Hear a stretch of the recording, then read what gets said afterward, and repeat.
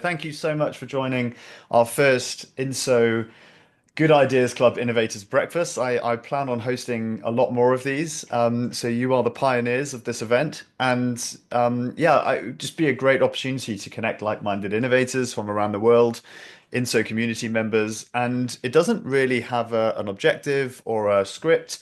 This isn't about us selling INSO. This is about connecting the community members and just trying to spark some ideas and generate some interesting conversations. So let me share a board with you in the chat because what we can do is put some user profiles on this. So let me just drop that in there. So this is a Zoom board that I'm going to share on this call. But yeah, join that. Let me know if you have any issues with joining this. Uh, and you'll see some user profiles at the top. So if you want to, while we're waiting, just kind of pad one of those out. If you'd rather not and just talk about it, that's cool. But yeah, there's space for you to use how you want. Don't worry about the board being tidy. It's a messy board for us. This is for us to use. I like some of these answers already. We got onboarding for the sake of onboarding. That's a great one. For least favorite innovation, that is. Without further ado, I figured we'd start off with a bit of an icebreaker that doubled up as an introduction for who's on the call. So, using the kind of template that I've got on the whiteboard, but feel free to freestyle it if you want. What I do is I'm going to introduce myself, answer some of my questions, and then I'll hand over to someone else on the board. And then if that person can introduce themselves and then hand over to someone else, and you can pick your name from either the participants that you can see on the call, or you can jump on the board and just pick someone that you like the sound of. So I'll go first. I'm Dan. I'm from Guernsey. I'm the founder of INSO. I'm also co-host of the Good Ideas Club podcast, and I also work as a head of systems at Liberum, which is a global custodian, execution-only stockbroker, and payment service provider. My favorite innovation at the moment is actually Studio Box, which is this camera that I'm using. So if you notice I'm on this webcam, I'm actually looking you in the eye. It's because there's a 4K camera right behind the screen I'm looking at. And we have Manoj, who's on the call, who is actually the inventor of this product, and he shipped us out his version. This hasn't yet been released yet, so it's an awesome product to use. And hopefully you can see the benefit of me looking participants in the eye, and I'll let Manoj cover it when it comes to his introduction. But at the moment, that's my favorite innovation. My least favorite innovation is voice notes because it breaks me as a communication method. I can't stand them, and everyone seems to be using them at the moment. Interesting fact, I used to jump out of planes for a living. I was a former parachute regiment officer. So a bit of a difference to what I'm doing now, but it's all connected, I'm sure, in its own unique way. My favorite quote is Albert Einstein's, "If I had an hour to solve a problem, I'd spend 55 minutes thinking about the problem and 5 minutes thinking about solutions." I think that's really powerful and kind of underpins everything I'm doing at INSO. And yeah, why I'm here today, I love connecting the dots between members. I really hope some interesting opportunities will emerge, or at least some interpersonal connections, and something will follow on from it. So that's me. The natural handover would be to Alex to as co-founder of INSO. So Alex, over to you. Awesome. Can you guys hear me? Got you, mate. Yeah, great. Okay, so awesome. I'm from South Africa. I'm currently in South Africa in the moment as well. So great weather over here. I'll turn the camera and show you guys actually.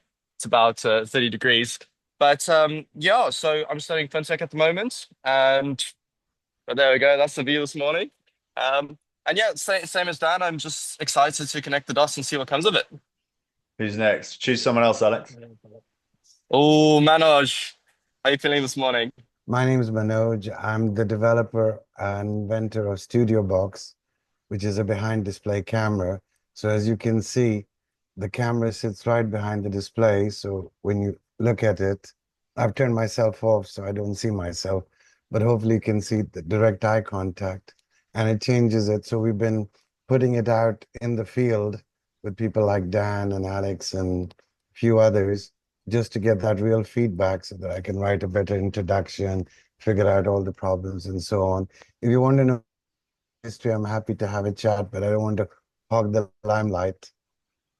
Hey Manoj, have you So done it before? So I'm looking at you and you're looking at me directly in the eye now. I think this is a first for me yes, on a video call, but it's pretty cool. But yeah, like we can share more information on Studio Box if anyone's interested. Therese, for people who are setting up their own studio, it might be ideal for you. But anyway, Manoj, pick someone else, please.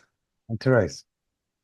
That's a good call. Yeah, I'm always interested in studio setup. So Manoj, I think maybe we should chat. Um, all right, so I'm Therese Reichenberg. I'm an executive coach. I work with C-level executives, and I've been doing so for 8+ years. And really just helping them with high performance, you know, radical adaptability, all of the skills that we need to survive in our changing world. My favorite innovation is coffee. It's the thing that I could think of this morning. It really is, the one thing that never lets me down, and especially good coffee. I'm a bit of a coffee snob, so I really want to make sure that I have a good cup every morning. And I don't drink a lot of coffee, to be fair, and here I am being defensive. So we know that there's a problem there. I couldn't think of a least favorite innovation, but I know that there are a few things where I think, oh my goodness, seriously, people should come up with better ideas here. And maybe some of the people in the room can help out. So as soon as I figure that out, I will share that with you. You were going to say something about coffee, Dan. I could No, see. no. I'm just saying it's a breakfast morning. I chose coffee as my breakfast brew. So Yeah, yeah, breakfast of I'm champions. yeah. Interesting fact about me, I love sleep. I mean, I'm one of these boring people who just makes sure that I get 8 hours of sleep every day, and I think it's part of my superpower. And one of my favorite quotes is to understand all is to forgive all. And that's really what I love to do is just to really understand people, understand what's happening, because then it will give us so much information about, behavior or what's really happening, what's really driving behavior behind people, and what's really driving behavior when we're faced with things like extreme change, etc.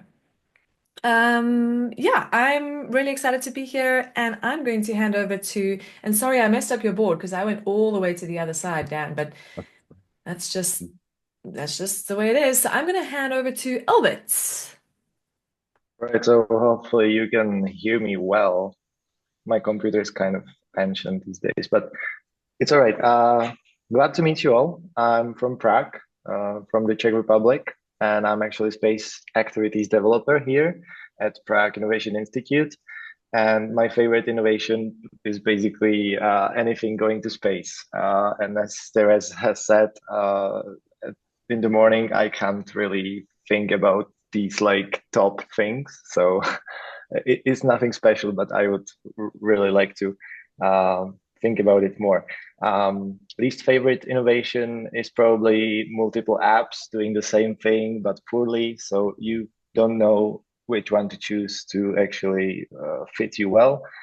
Interesting fact about me would be that I co-founded Students Rocket Society here in Czechia. And favorite quote, I couldn't think of any other than something from The Lord of the Rings or something. But I don't know. I'm just here today to meet new people. I just bumped into this event, and I thought that it might be interesting. So we're glad to be here. Well, hopefully we don't disappoint, but great to meet you, Albert. Yeah, Who's, same, likewise. who's next? Uh, I don't know who I see. So Stefano didn't speak yet, right? Yes, you're right. Good morning, guys. Apologies for being late. I had to handle some little kid duties. I made it. Sorry. So I lost the brief initially, but I understand I have to share what I like of innovation, what I dislike or like the least, and fun facts or about me in general. But please tell me if I'm missing some points. So Freestyle. yeah, okay. So my name is Stefano. I live in Basel, Switzerland.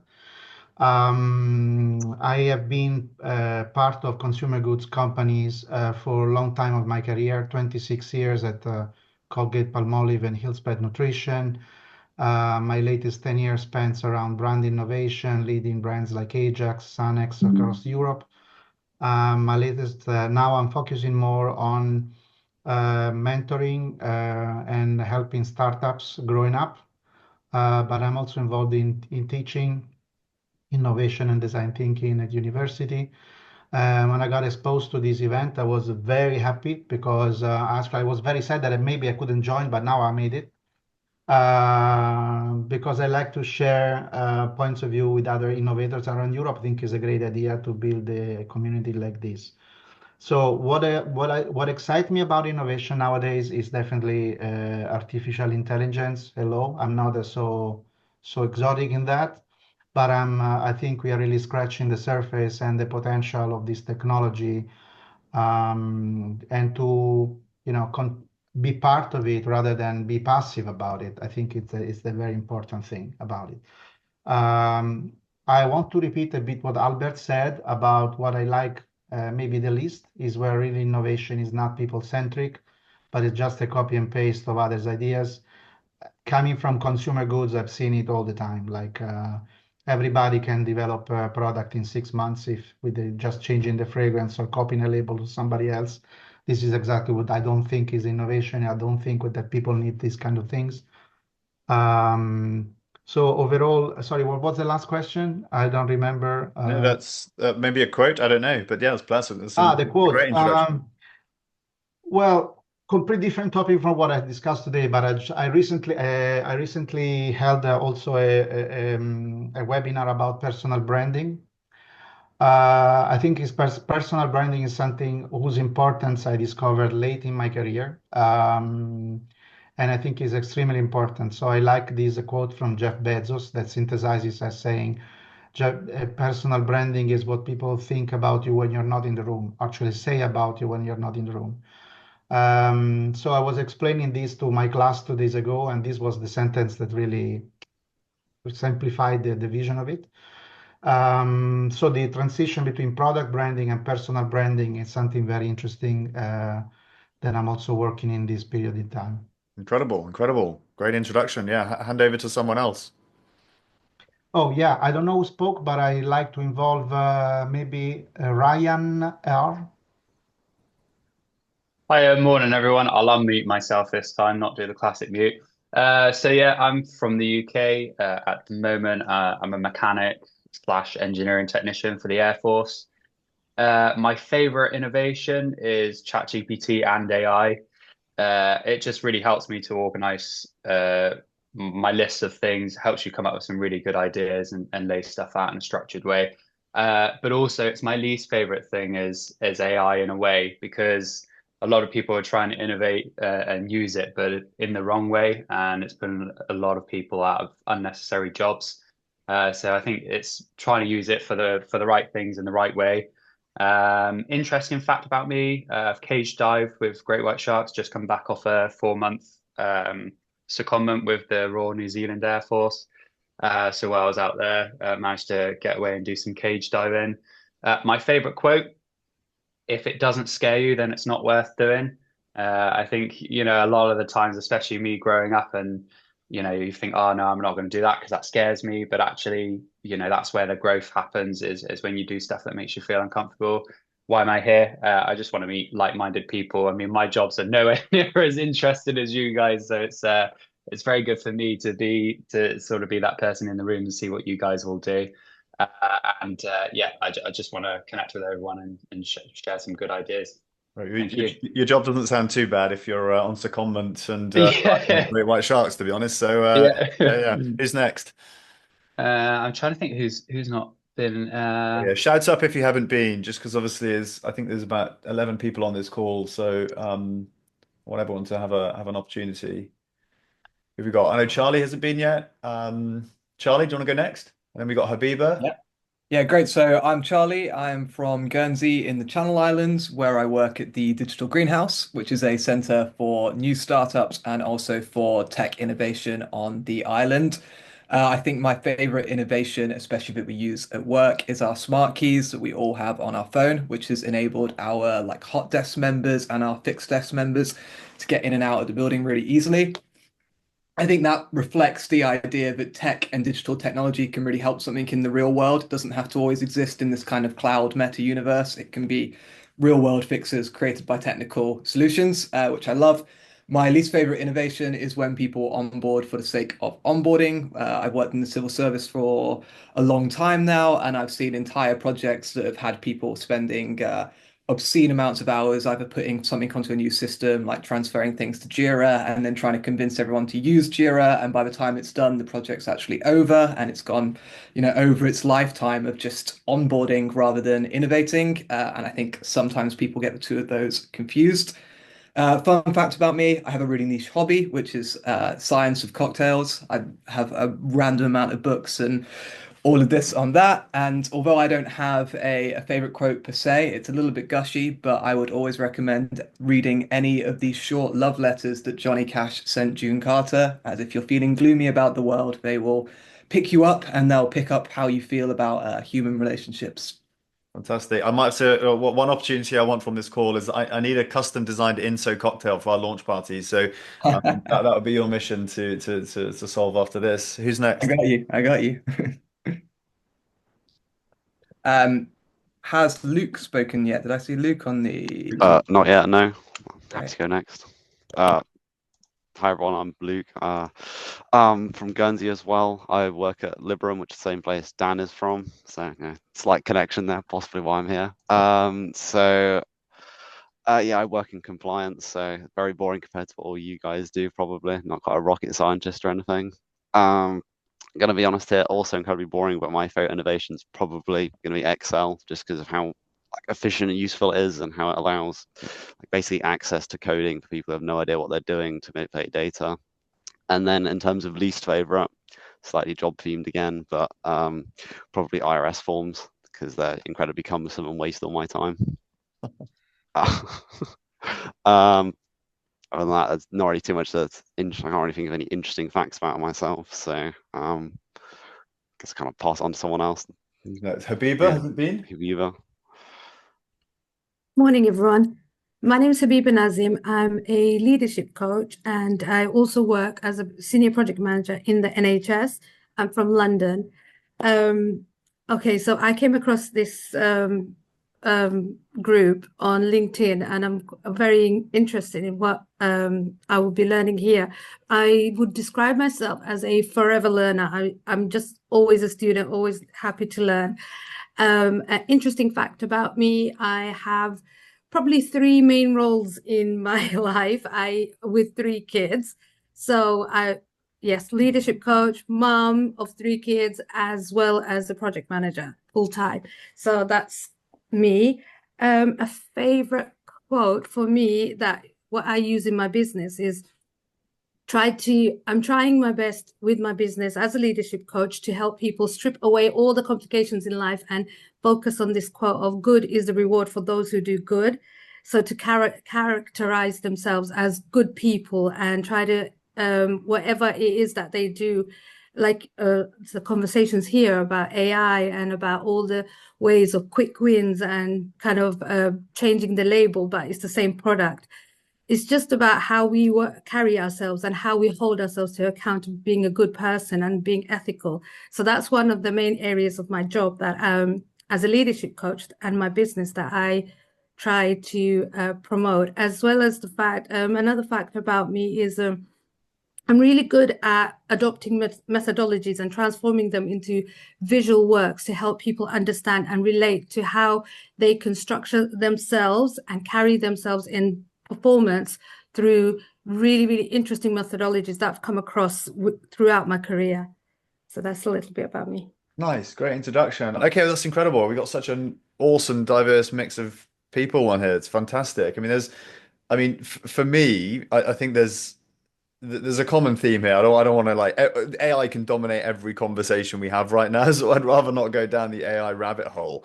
But one thing I wanted to discuss, and I always think about this because I have like an engineering mind, but I also like the creative side. So I like how things function, but I also like the form of things. So I wanted to generate a discussion today, maybe not a theme per se, but just throw it out there as a first thing. How do we feel as innovators about the age-old argument about form versus function from a design point of view? And maybe Charlie, you can lead with this because what you said about the onboarding process being onboarding for the sake of onboarding, it kind of like chimes to that a little bit. So form versus function. What do people think about that? Yeah, thanks, Dan. I mean, I'm engaged to a designer, so my kind of take on this is always going to be that she can see. So she's an interior designer, basically, for a lot of offices and restaurants and things like that. So her job is basically to make function beautiful and to find the form in function. I think as soon as she reverses that, it becomes cushion plumping and bad design and sort of frilly. So she spends a lot of her time looking at things like flow and process within offices and within restaurants, how people move, what people do in their day, what their routine is, and then you're designing very sort of utilitarian, basic things around that, and then putting the beauty on top of it, so furnishing on top of it. I think that can be used as a metaphor in what we do in terms of innovation and what we do in terms of our offices. Um, Onboarding for the sake of onboarding.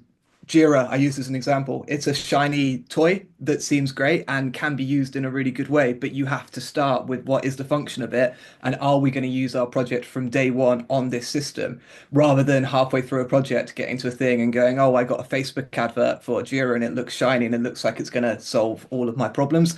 So I think, people sell through beauty and they sell through form, but we have to be kind of always looking at what the function is. And I think when you're making something and creating a process, add the form on top of the function. Hopefully that resonates with people and that makes some sense that I think they work together, but they need to work in the right order. Anyone want to build on that? Ryan, how do you feel about it from an RAF mechanic point of view? I assume it's all very functional. I can't imagine there's much form just factored into your role.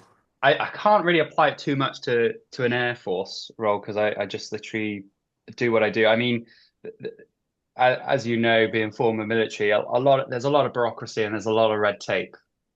That's sort of my take on it. But from a entrepreneurial sort of failed business point of view, which I had last year, if I had looked more into the function, then I think I can't remember what the gentleman's name said about like building the form on top of that. I think that might have helped, or it would have enabled me to pivot back to an earlier idea and then build something going from there. If that makes sense. Sorry if I've rambled. It does. I mean, I'm drawn back to Stefano's point on the introduction about, just repackaging something. I know not every innovation is brand new, and sometimes it is a case of repackaging something and giving it a bit of a facelift. But Stefano, form versus function, how does that tie in with your least favorite of repackaging existing? Well, definitely, you raise a very good point. But to me, repackaging would not be the, let's say, basic innovation I was referring to, because repackaging is a transformation of the product experience. So it's something quite massive, I would say, that I made it several times in my career, and I can tell you, apart from the effort for the company to produce it, which involved manufacturing effort and so on, once again, has to be focused really starting from how people use the products, and maybe through insights you discover that people are changing, or somebody, I mean, a way people experience product is evolving as well. So you need to rather follow it or guide it. But it's, to me, repackaging, for changing a bottle, or I don't know, changing whatever kind of container, for example, you have for your product. Again, I'm very driven by my consumer good experience here. Is not what I would consider a minor relaunch, Yeah. But reflecting also on what has been said today, I keep thinking about the definition we use in my design thinking classes. When I say what is design, people ask me what's design, and you can define design in zillions of ways. For me, one of the best definition is creativity with a purpose, and I think that it fits pretty well with what we are discussing, right? I mean, you can have a fantastic purpose, but if you don't shape it in a way that makes the people understanding easy what it's about and making the experience of it, the usage of it, a great experience, as I said, it's probably gonna fail. I want to close this sharing my experience. I'm a recent dad. I'm a bit old to the arrived a bit late to the appointment of being a dad, but I'm a dad of a great 3 years old kid. And I always, I mean, I was not interested at all to the kids category, whatever it is, clothing, toys, whatever, not having kids, right? Now I live a completely different experience. But watching with the marketer eyes, I am amazed about the quality and the importance of design in this category, because it's all about making the experience for kids, how to use a spoon, how to eat, how they play, and also there is an emotional engagement, which is a third factor we are not talking about, which is really make the combination of a great function, a great design, and an emotional connection to the product in this case, that is making the perfect the perfect mix. So to me, it's really interesting to consider everywhere with the marketing how the user experience of this whatever object or whatever project we are following on is designed in order to make it more successful. So perhaps we could expand that to form, function, and emotional drivers there. And I know Yeah. Therese is big on the emotional side. I don't know Well, I don't know if anyone's listened to our podcast, but actually, Therese was a guest on it, and it's a fascinating episode where we get into some of the more emotional side to leadership. And I think there's a lot of crossover there between the form versus function argument. Hey, Manoj, I'd love to get your thoughts on this, having designed Studio Box in terms of. Okay. So first of all, we talk about Studio Box. Every camera category has to first solve a problem. Okay. So it obviously helps if you're in that group that's experiencing the problem. So, if you look at GoPro, or you probably read the article I wrote about rolling suitcases and so on.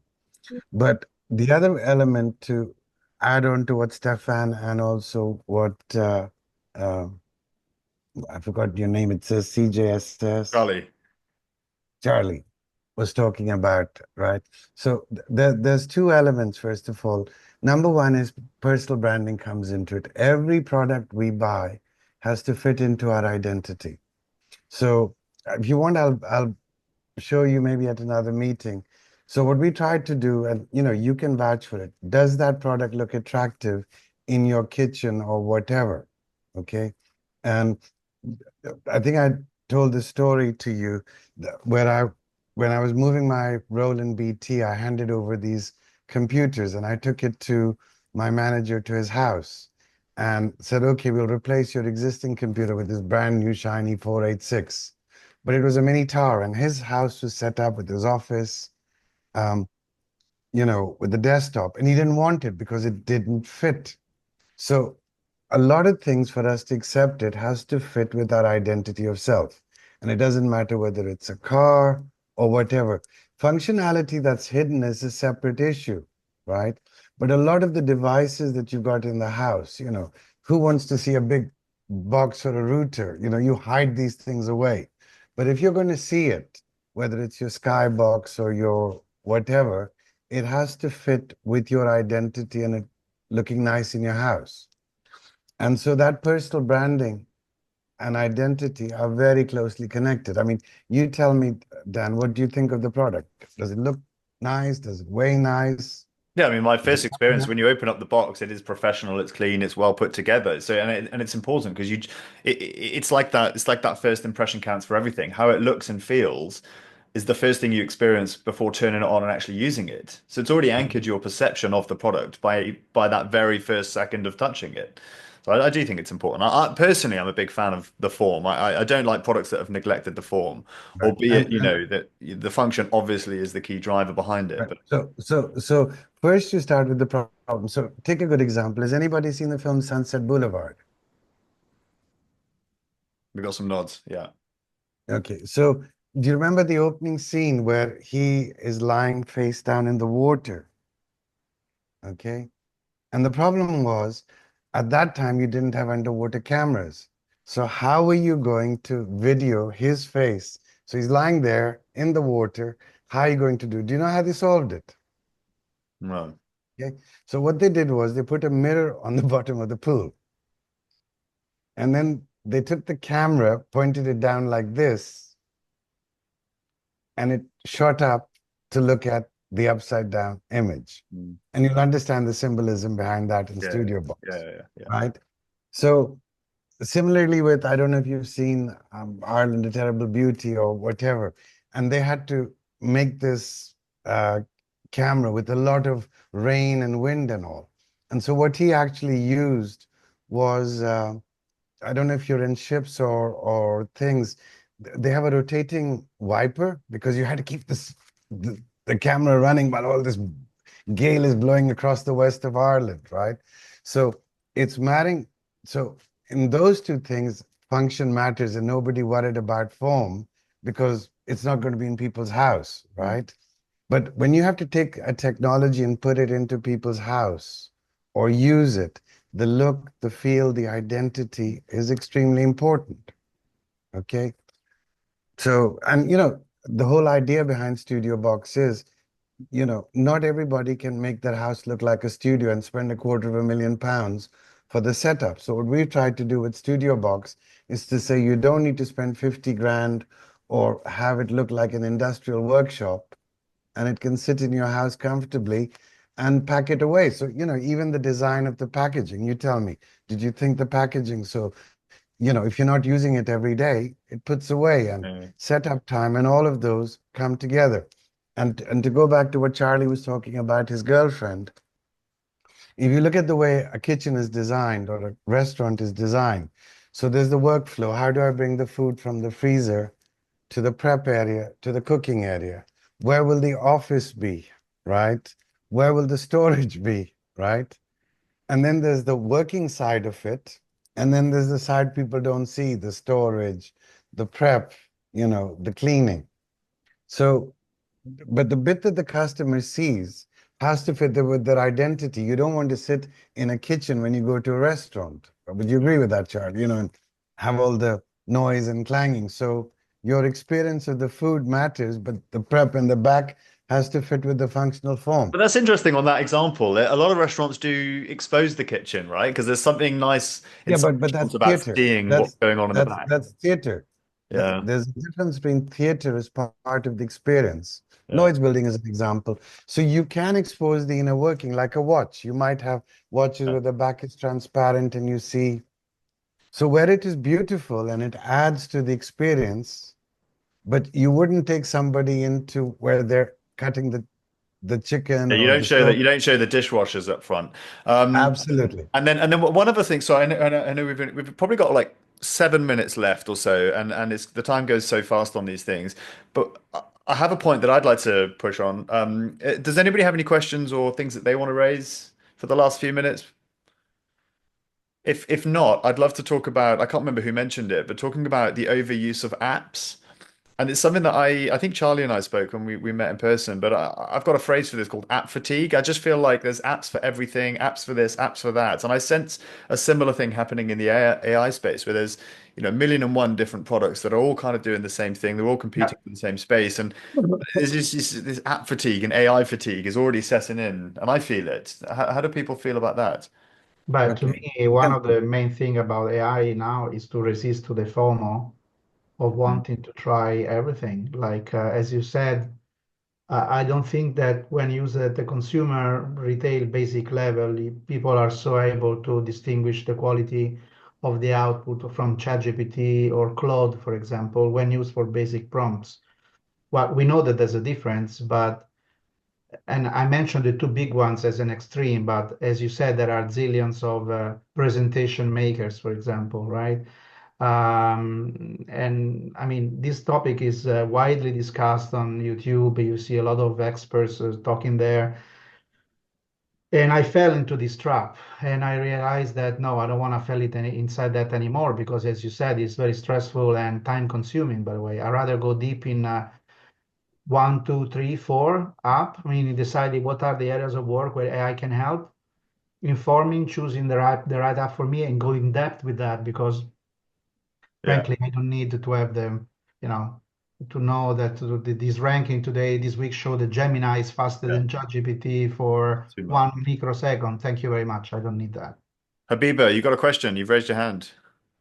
Yeah, I think this was a conversation I was having with my sister the other day about how it's our tolerance, our characteristics, and the way we carry ourselves. Like before, go to the gym for 7 months to transform our body. Now we do it in 7 weeks, and now we want it in 7 seconds. So it's just about the tolerance. Like even now I've noticed like the rise of TikTok and the rise of YouTube Shorts. People just don't have the patience anymore. Everything has to be instant. Everything has to be thought for us.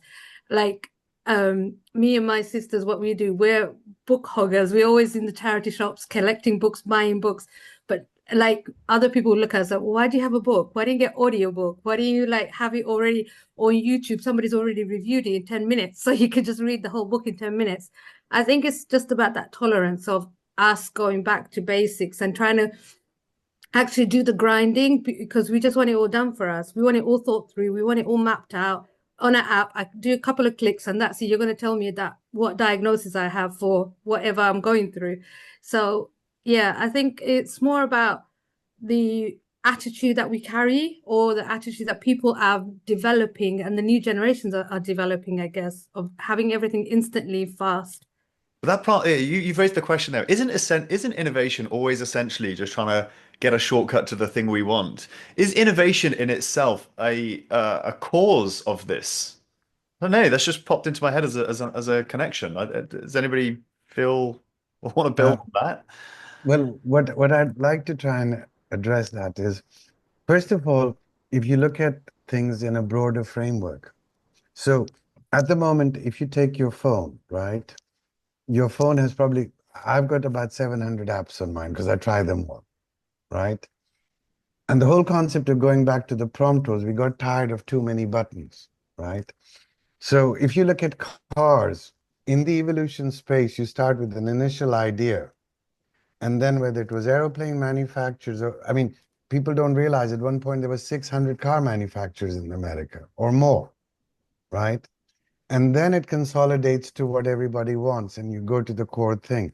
So there's that expansion, to take the convergence divergence model, you diverge, the market tests it. So you are going to start to see, if it's already not happened, where people move off apps and it just runs on the net itself. Because the whole process of downloading, remembering the app and all of that, you just want it to work, right? So, instead of having 500 apps for McDonald's and for Pizza Hut and so on, you just scan a QR code and it goes on the web, because it simplifies stuff rather than having to remember, So either you move to a single standard, and you'll find that even in compliance and in systems, initially you've got a lot of systems, then it narrows down. So at which point do you go for divergence, and which point do you go for that? And the limiting factor is cognitive bandwidth. Because the customer, to go back to branding, can you name 7 Coca-Colas? You'll stop at 3. Because the mind is not designed, it wants the first answer quickly. So if you design with the cognitive bandwidth, and the trouble with a lot of apps and things is they get so rich that you need to be an expert. I mean, you remember when Canva came out, its killer was, Photoshop, it would take you a week to learn the stuff, right? And then, so even look at Zoom when it first started to how complicated it's become. Now, it's very feature rich, but how many of us, or Word? Yeah, I see that in the financial services world. I mean, the systems are just so complex and built up and built on legacy tech. Anyway, it's a different rabbit hole I could go down. But then, yeah, again, I'm prompted here to then you say there's this consolidation to functional products, which then essentially become a monopoly, which then people get tired of, and then that is then it creates the next wave for innovation and change. Absolutely, Cycle, right? absolutely. Unless it is so entrenched, then creating the momentum, so you have the QWERTY effect. I mean, that's my big challenge with Studio Box. Are people now so used to, I mean, look, if I change my camera, and you guys can tell me, if I go back to my FaceTime camera here, right, and I go back to Studio Box. Now, most people, when they get used to something like the webcam or whatever, unless they have a real pain, are they willing to change and say, yeah, there's a better way? How many times do you keep on doing things the old way? I'm happy with my QWERTY keyboard. So there's a all right, okay, we'll wrap up. I know we're on our time allocation, but I'll wrap up on this point. So there's a balance between app fatigue, but also then the pull of motivating you to change to a new product. If you can find that balance, then I think you're onto a winner. Well, thank you so much, and I hope that was interesting for everyone. And please, if there's someone you want to follow up with afterwards, make sure you connect with them. I don't know if you take note of names or email addresses, but if you struggle to connect with anyone, please come through me because I can make that connection for you. I'll be hosting these, or INSO will be hosting these, ideally once a month, but we'll see. We'll see if that's too much. Maybe it will be once a quarter. But thank you so much. Please follow up with any questions, anything, any feedback. That would be really helpful. And I hope you all have a phenomenal rest of your day. Are there any closing questions from anyone on the call? Great. Well, yeah, let's call it there. Thank you so much. Cool. Thank you, Dan. See you. Cheers. Bye. Bye. See you. Bye. Thanks, Dan. Thank you. Good to meet Bye. everyone. See you.